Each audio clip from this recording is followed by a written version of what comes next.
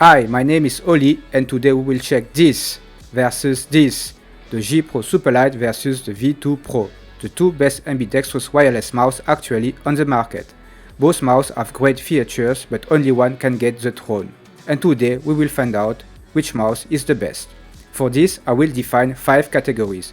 Even if I have a preference, I will stay completely neutral and only technical facts will decide. So, the 5 categories are 1. Weight and weight repartition, 2. Shape and size, 3. Software, 4. Technology, and 5. Price and quality. So first let's get started with the first round. Round 1. Weight and weight repartition. With 58 grams, the Razer V2 Pro is lighter.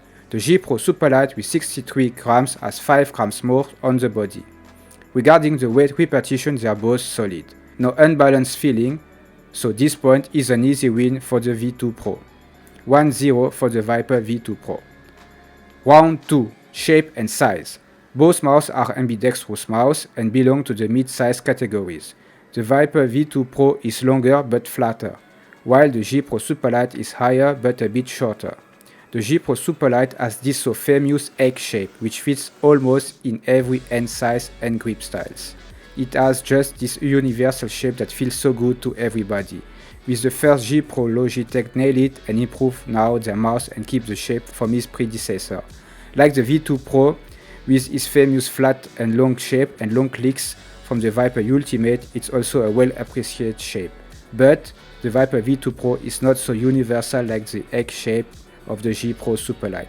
Because it's more flat and longer than the G Pro Superlight, the Viper V2 Pro shape is not recommended for people with small hands, and if they play claw grip, it's not so comfortable. Here the G Pro gives a better palm support, so this point goes to the G Pro Superlight. The score now is 1-1. Round 3. Software. When it comes to customize your DPI or buttons, both brands have their own software. On the one hand you have the Razer Synapse for the V2 Pro, and on the other hand you have the Logitech G Hub. Both software allows fully customization of your mouse button and DPI. The Razer Synapse has some more options like smart tracking settings, but the G Hub looks more user-friendly, so this point is a tie. The score is now 2-2. Round 4. Technology. When it comes to the tech specification, well, the Viper V2 Pro is more recent and so has some upgraded technology. The V2 Pro has up to 30,000 dPA compared to 25,000 for the Superlight. The V2 Pro has a higher IPS, it means the sensor of the V2 Pro has a higher tracking speed and also a higher acceleration. 750 IPS for the V2 Pro compared to 400 for the G Pro Superlight. Even if it's not so noticeable in gaming, the Focus Pro sensor from Razer is better than the Logitech Hero sensor. Moreover, the switch on the Razer V2 Pro feels more clicky and reactive. I might prefer the switch of the Superlight, but on the technical point of view, the Razer optical switch generation 3 are better. So this round goes to the V2 Pro. The score is now 3-2 for Razer. Now let's get to the final round, round 5, price and quality. This is the final round and probably the most complicated one.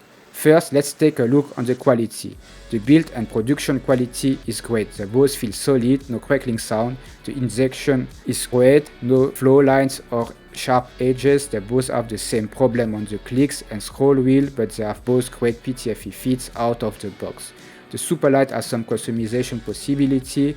The V2 Pro has a grain texture over all the body and the Superlight has a more smooth surface. They both feel really premium.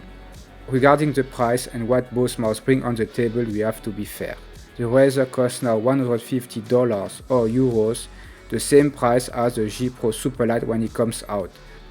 Because the Razer has a better technology, for me the price is fair. It retired the Viper Ultimate as the Superlight retired the G Pro first gen. So for the price and quality, it's a tie. Both mice get 1 point. So the final score is 4-3 for the V2 Pro. And we have a winner. It's Razer Viper V2 Pro. It's new, lighter and has the best technology. I try to be as neutral as possible. Personally, for me the G Pro Superlight feels better. I have a good feeling when I hold it. Again, this match only refers on specs. The most important is and will be the shape and size. Always try to hold a mouse and play around it before buying. Send it back if you don't like it. But if we look at the facts, specs and technology, the V2 Pro is the better one out of the box and deserves to win. Now you have more possibility to upgrade the Superlight, for example with mouse glad feeds, which can make it again interesting.